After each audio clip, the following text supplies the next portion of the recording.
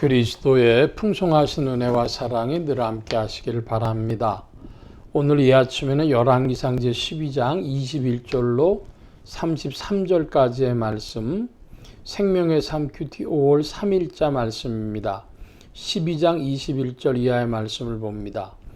르호보암이 예루살렘에 이르러 유다 온 족속과 베냐민 지파를 모으니 택한 용사가 18만 명이라 이스라엘 족속과 싸워 나라를 회복하여 솔로몬의 아들 르호보암에게 돌리려 하더니 하나님의 말씀이 하나님의 사랑 스마에게 임하여 이르시되 솔로몬의 아들 유다왕 르호보암과 유다와 베냐민 온 족속과 또 그 남은 백성에게 말하여 이르기를 여호와의 말씀이 너희는 올라가지 말라 너희 형제 이스라엘과 싸우지 말고 각기 집으로 돌아가라 이 일이 나로 말미암아 난 것이라 하셨다 하라 하신지라 그들이 여호와의 말씀을 듣고 그 말씀을 따라 돌아갔더라.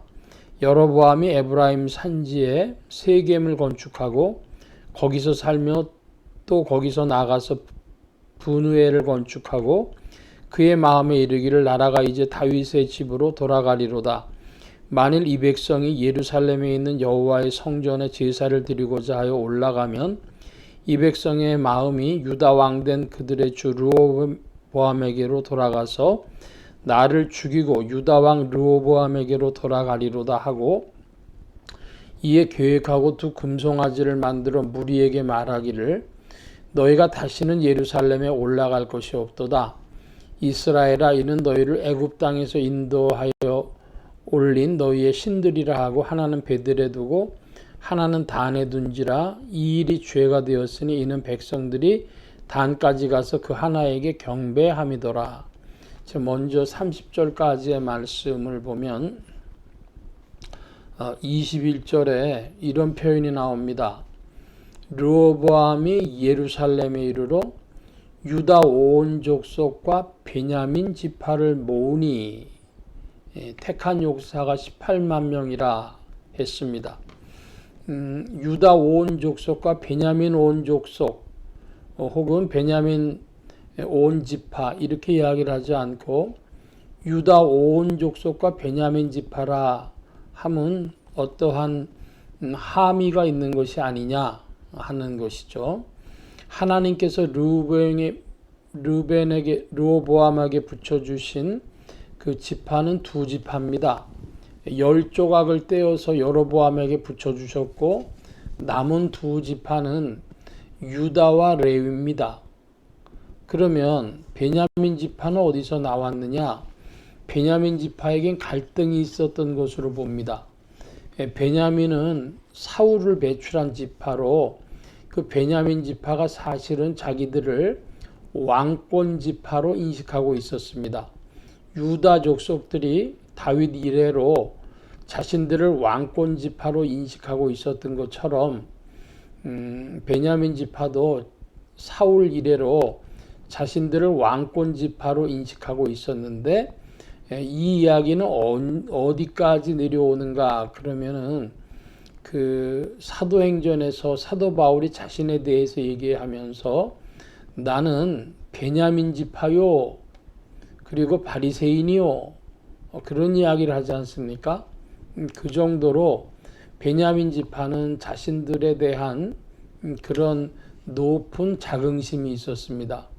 우리는 민중 지파가 아닌 왕권 지파다 이런 생각을 가지고 있는데 다윗이 등극해가지고 이제 솔로몬까지 이어지면서 다윗 왕조가 출현했지만은 그들은 사울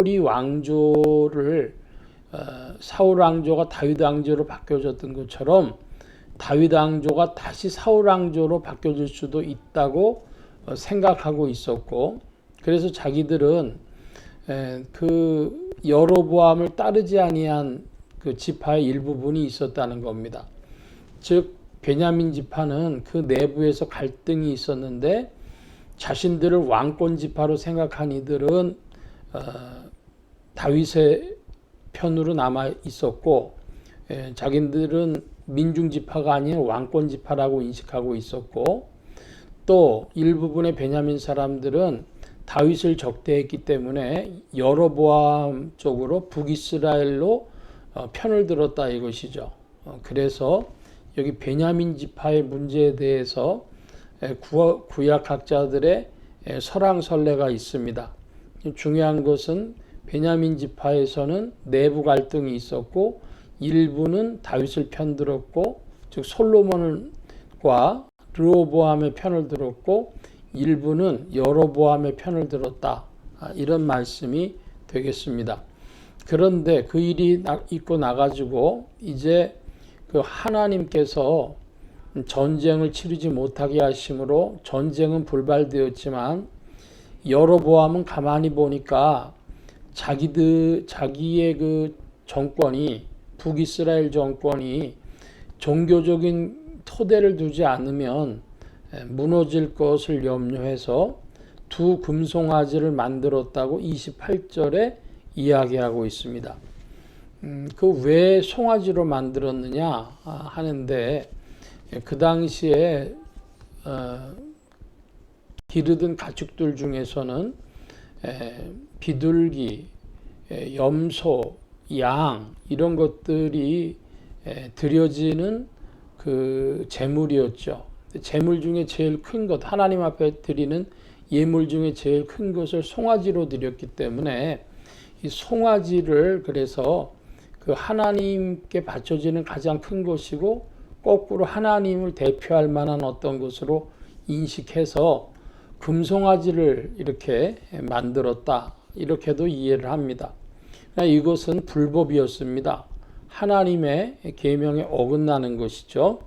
자, 31절입니다. 그가 또 산당들을 짓고 레위 자손 아닌 보통 백성으로 제사장을 삼고 8째 달 곧 그 달 15째 날로 절기를 정하여 유다의 절기와 비슷하게 하고 제단에 올라가되 베델에서 그와 같이 행하여 그가 만든 송아지에게 제사를 드렸으며 그가 지은 산당의 제사장을 베델에 세웠더라. 그가 자기 마음대로 정한 달 곧 8째 달 15째 날로 이스라엘 자손을 위하여 절기를 정하고 베델에 쌓은 제단에 올라가서 분향하였더라. 예, 그 여로보암이 이제 제사를 지내게 되는데 31절에 보면은 보통 사람으로 제사장을 삼았다 그럽니다. 이 표현은 뭐냐 하면 레위 지파가 르호보암에게 속했기 때문에 남유다에 속했기 때문에 제사장 할 사람이 없어요. 그러니까 그 중에 아무나 뽑아가지고 이제 제사장을 삼았다 이것이죠.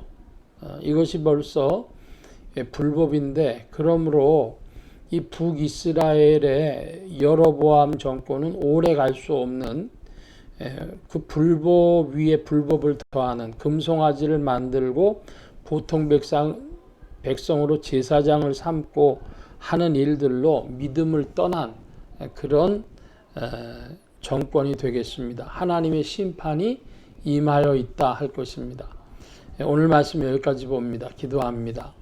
만복의 근원 되신 하나님 함께하여 주셔서 르호보암의 폭정을 피하려 하였지만은 그러나 그들이 보여준 것은 하나님을 떠나 금송아지를 세우고 또 보통 백성으로 제사장을 세우는 일이었습니다.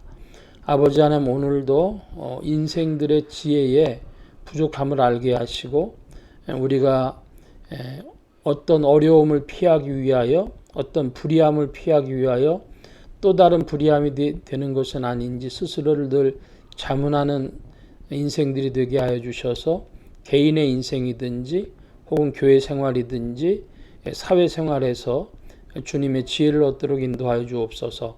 의지하오며 예수 그리스도의 이름으로 기도하옵나이다. 아멘.